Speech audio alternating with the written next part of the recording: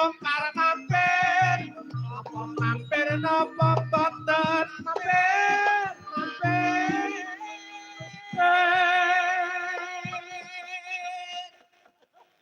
umpama linggirang wis lenca ki ya wis wayahe. Ayo wong jenenge saiki iki gaweane ora mayang swengi ning ngruwat. Iya. Ngruwat tur ora nganggo gamelan. Slimen. Iya. Terus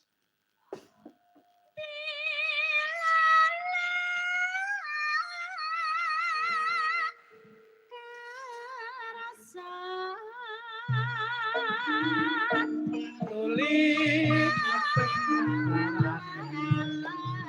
cari kawung diwiru wiru atine bingung ora bisa turu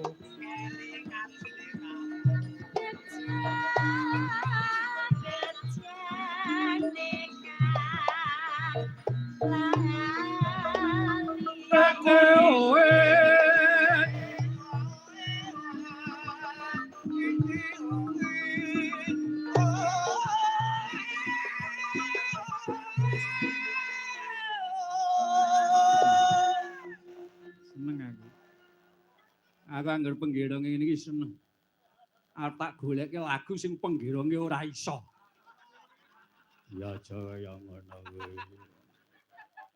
Digawa ning irama 3/4. Wes mikir sing kira apa iki. Lancaran parisuka. Terus waske Mbak Rini.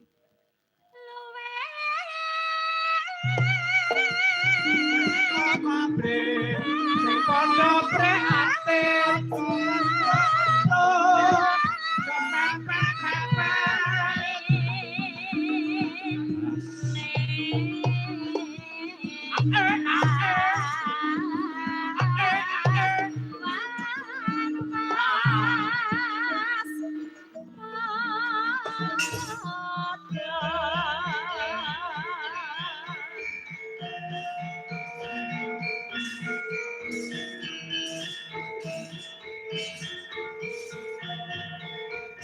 As Pur kanca samyang kasuka tetambangan angipun dia datang supi angola rasa ingkang lumantar swara kanca samyang kasuka datang tangan angipun dia datang supi angola rasa ingkang lumantar swara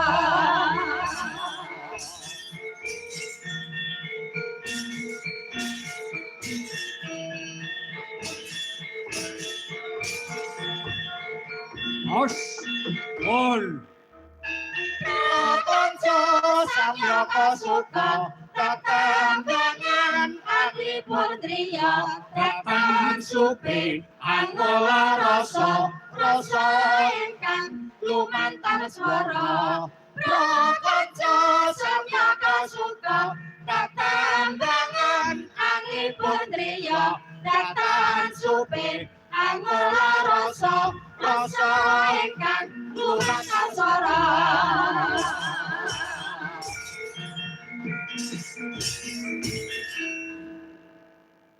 leren dhisik ya Nduk. Iya.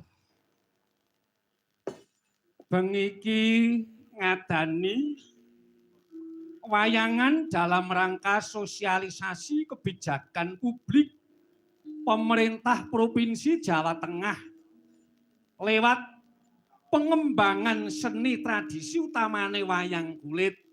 Ngono ya, Mak. Dipakrakarsai karo panjenengane Bapak Ketua DPRD Jawa Tengah Bapak Haji Sumanto. Ngono. Sing wis ngrengkuh kabeh para dalang Kabupaten Karanganyar sing kagolong ana ing paguyuban dalang Kabupaten Karanganyar. Ngono ya, Mak. Seneng Nduk sasi poso. Benere padha turu ndalah ana kegiatan. Iya. Bengi